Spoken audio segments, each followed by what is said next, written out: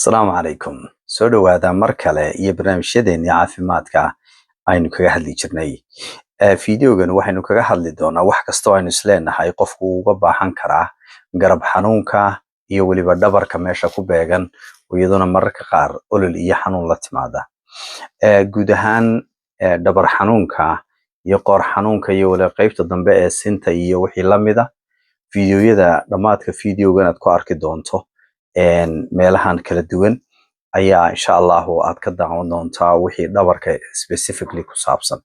Laakiin fiidiyogan waxaynu kaga hadlaynaa bal garabka iyo qaybta dambe ee garabka waxyaalaha ee dhabarka ku beegan waxa sababa xanuunada sababa gaar ahaan qofku isaga oo aan wax dhiba oo ayna ku dhicin ama aanu qofkaasi la imaninba ayna ku dhicin isaga oo aan meel ka soo dhicin ayaa haddana waxa ku dhacaysa inuu xanuun dareemo ama aroortii la soo tooso. Xanuunadaasi waxa aynu u qaybin doonaa ilaa 9 shay oo sababa ayaa jiri kara. 9kaasi waxa aynu ku faahfaahinaynaa fiidiyogan. Qaybta koowaad waxa weeyaan ama aynu oran karnaa waxa weeyaan muruqyada ku xeeran garabka oo ay dhibaato ka jirto. Muruqyadaasi hadday dhibaato ka jirto waxa kugu dhacaysa in movementkaagii la controlo dhaqdhaqaaqii waayo wuxuu sameeyaa waxa weeyaan jointiska ugu movementka badan ku jira jirkeena garabku.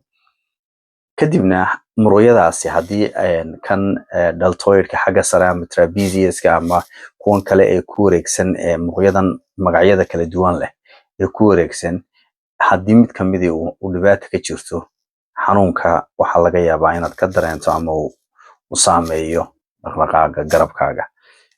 Waxyaalaha keena waxaa kamid ah qofka hadduu gym aanu hore u ciyaari jirin uu ciyaaray ama wax culus oo aanu hore u qaadi jirin uu qaaday ama shaqo aanu hore u qaban jirin uu qabtay waxa laga yaabaa iyaduna inay keento wax loo yaqaano muscle overuse. Qofku markaa muscle overuse markuu sameeyo uu muruqiisii sidii hore u isticmaali jirin si ka badan u isticmaalo waxa suuragal ah in ay xanuunkaasi asal ahaan halka ka yimid. Marka qodobka labaad waxa weeyaan tendinopathy oo ah inay qofkani ay ka jirto tendontiisa ama arjawda muruqyada ay dhibaato ka jirto ama xanuun ka jiro. Bursitisku af Soomaali ahaan wuxuu noqonayaa waa qodobka saddexaad baan filayaa ee xanuunka keena. Waxa uu noqonayaa wax kiish biyood wax loo yaqaano. Marka kiish biyoodkaasi ama kiish suugeedna uu noqon karaa laakiinse bursitiskaasi waxa weeyaan kiish ururay kadibna limitation ku sameeyay oo sida waxaynu inagu naqaanay ama fiix baynu oran jirnay ama ka soo bax ama waxyaalaha aynkaasa oo ka soo baxa jointiga oo xataa gacanta halkeedan oo kale ku dhaca waxyaalahaas ayay ka mid tahay. Waxa kala kamid ah poor posture wax la yiraahdo qofkaasi haddii uu muddo dheer si qaldan u jiifay oo kale ama muddo uu dangiga aan wanaagsanayn ama isagoo fadhiya dadka gacanta dib u dhigaya halka dambe gacanta ku qabto oo kale waxyaalahaasina iyaguna waxyaalaha sababi kala ayay ka mid yihiin. Waxa kala oo jirta wax loo yaqaano xanuunada xiriirka la leh qoorta oo wax loo yaqaano cervical radiculopathy. Wax kala ma aha waa dhibaato ka jirtay qoorteena oo xanuunka laga dareemayo shoulderka ama uu xiriir si toos ah leeyahay maadaama muruqyada qaar ay isku xiri karaan. Taasna waxay keentaa waxyaalaha qaar sida mesela inuu dareenka oo kale uu sidii wuxuu ka tegayo oo kale ay garabku uu xanuuno la socdo ay keeni karto. Kuwaasina waxa weeyaan waa frozen shoulder wax la yiraahdo qodobka lixaad wax loo yaqaanaa waa progressive pain waa xanuun horta isagu joogta xanuun soo soconaya oo hore u soo weynaanaya ayr baan jeedaa ayr u soo weynaanaya kadibna noqon doona kama dambaysta xanuun joogta ah oo dhibaato u geysta qofka. Waxa ka toddobaad aynu ku sheegaynaa wax loo yaqaano arthritisku guud ahaan waxa weeyaan jointiska xanuun ku dhaca ama laabatooyinka xanuun ku dhaca. Xanuunkaasi wuxuu sababaa isaguna in uu garabkeena uu ku sameeyo limitation ama xanuun. Wax kala maaha labadii joint gacanteena halka ay ka gasho garabka ayaa waxa loo yaqaanaa laabatooyinka ay ka mid tahay. Waxa kale oo suuragal marka iyadana inuu halkaasi ay ku dhacday xanuunkan osteoarthritis iyo inflammatory arthritis iyo wixii lamida, kuwaasina ay keeneen wax loo yaqaano persistent pain and stiffness, oo ah inay xanuun joogto ah iyo inay adkaato garabkii fududa inuu adkaado.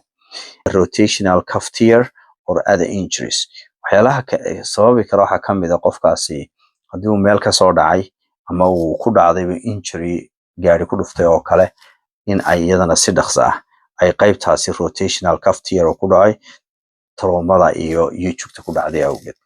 waxyaalahaasi waxa weeyaan waxyaalaha aynu ku sheegi karno inay yihiin waxyaalaha commonka ah ee sababi kara inuu garabku xanuunkiisu ku yimaado. xanuunada qaar waa wax la fahmi karo oo waa sida masalan haddii wax kugu dhaceen oo kale, haddii masalan xanuun qofku joogta lahaay oo kale, haddii kasoo baxa oo kale ay jirto. kuwa kale iyagu ah riverate-ka ah iyaguna sababa waxaa ka mid ah qofkaasi gaar ahaan xagga dambe laga dareemo mararka qaar iyada oo aan dhibtuba ka jirin garabka, ayaa waxaa laga yaabaa inuu xanuun garabka qaybta dambe ama dhabarkaba aynu nidhaahne oo ku beegan garabka iyo muruqyada ku garab beegan ayaa laga yaabaa inuu xanuun ka dareemo. xanuunkaasi wuxuu noqon karaa xanuuno fudud iyo wuxuu noqon karaa xanuuno aad iyo aad u adag runtii. xanuunada fudud ee uu noqon karo waxaa ka mid ah masalan inuu muruqa dhabarka iyo garabka ku beegan isaga laftiisu ay dhibaato ka yar jirto, inflammation iyo waxyaala yar ay jiraan. mararka qaarna wuxuu noqon karaa dhibaato weyn sida inay masalan wadnaha ay dhibaato ka jirto, waliba xididadiisa waaweyn qaar ka mid ah, iyo inay sanbabkaba ay dhibaato ka jirto oo sida ay ama hawo gashay ama wax lamid ah dhibaato weyn ay ka jirto. waxyaalahaasina waxa ay u baahan yihiin in intaad dhakhtar u tagto la hubiyo oo la jeegarayo. xanuunadan haddaba garbaha ku dhaca inta badan waxaynu eegaynaa yaa u khatarta ugu badan. waxa la yidhahdo risk factors baa jira oo ah xanuun walba cid baa u nugul ama ay ku dhici kartaa. xanuunadaasi horta waxay koraan garabka inta badan garbaha iyo misigta iyo xanuunada ku dhaca waxay la koraan with age baa la yidhaha. inta badan waxay la koraan da'da, markastay da'daadu korodho iyaguna way sii kordhayaan. marka inta badan waa number 1 waxa ka mid ah inuu age-ku u kordhay oo 40 iyo wixii ka siyaadsan ay inta badan ku dhacdaa. ka labaad waxa weeyaan qofkan inuu shaqo joogto ah oo adag u sameeyo, taasi oo ah waxa la yidhahdo overuse, inuu muruqiisii ama shoulderkiisii si xun u isticmaalayo, taasina ay keentay inuu xanuunkani uu keeni karo.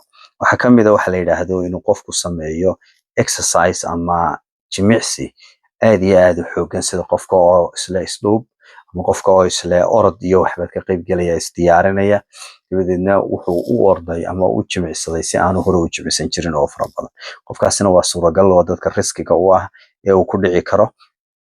waxaa ka mid ah qofka hore ay ugu dhacday waxa la yidhaahdo dislocation oo muruqu laftani garabku gacanta ku xidhan ay ka baxdayba garabka oo kala baxo ku dhacay ama horeba way u dhaawacmay oo dhaawac ugu dhacay, iyaguna waxaa dhici karta inay dhibaataasi ku timaado.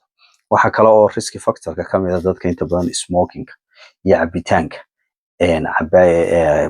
sigaarka, dadkaasina guud ahaan xanuunka sanbabka iyo jirka oo dhanba dhibaato ayuu u keenaa, gaar ahaana jointiska.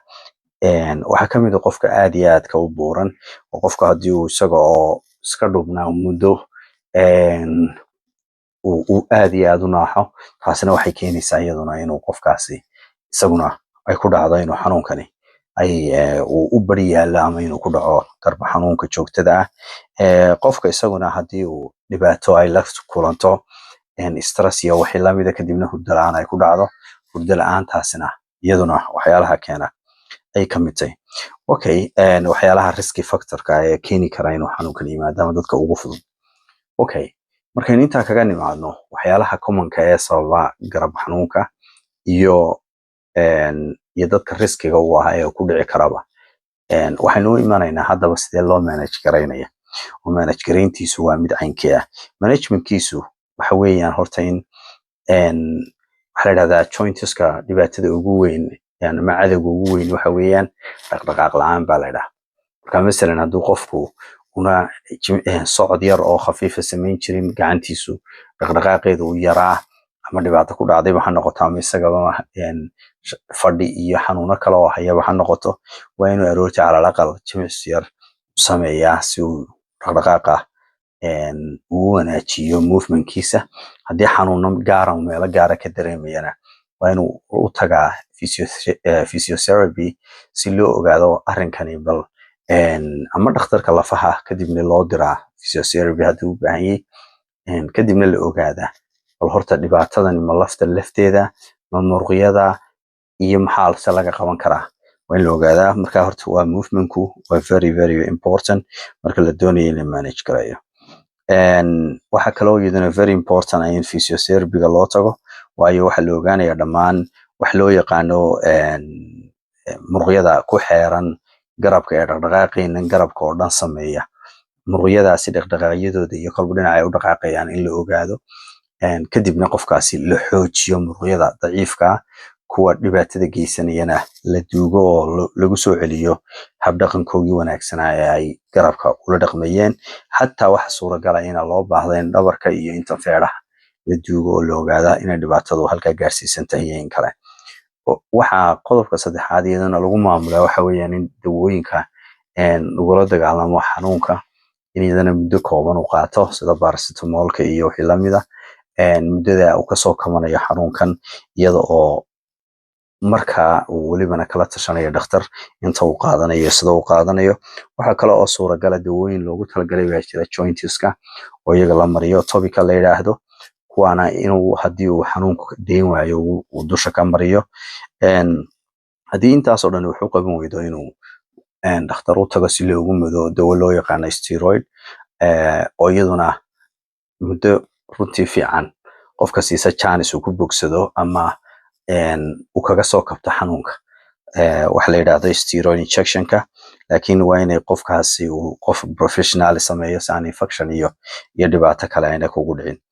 waxyaalaha managementka ka mid a sidii aynu hore u sheegnay waxa ka mid a haddii uu meel ku dhuftay qofku oo ay ku dhacday in dee dhakhtarka lafaha uu tago la hubiyo in qofkani ay jabtay oo laf jabani jirto meesha iyo dilaaca ma uu jiro inay horta intaa laga badqabo dabadeedna imaging waa in lagu sameeyaa ama x-ray ha noqoto ama haddii loo sii baahdo CT scan iyo MRI ha noqoto.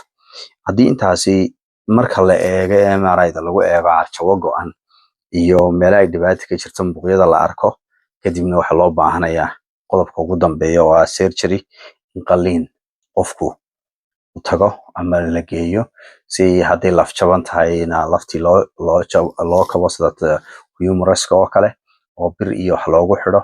haddii kale oo ay lafay dilaac iyo wax jiraana waxaan jeedaa carjaw go iyo waxaas jirtan in carjawdii dib loo xidho. waxyaalaha iyadu aan la sugi karaynin waxaa ka mid ah qofka haddii uu xanuun degdeg ah oo aanu hore iskugu aqoonin isagoo wax culus qaaday codna u maqlay ama ay qallooc gacantiisu samaysay sida shoulderku inuu kasoo baxay oo kale sugid uma baahnaa. waa waxyaalaha degdega inuu dhakhtar ugu tago oo emergency-ga ah dabadeedna si gacantii loogu celiyo halkii ay kasoo baxday. waxa kale oo ka mid ah haddii uu labada gacmoodba si degdega uga dareemo xanuun joogto ah oo degdeg ah iyagana waa inuu si dhaqsa ah ugu tago.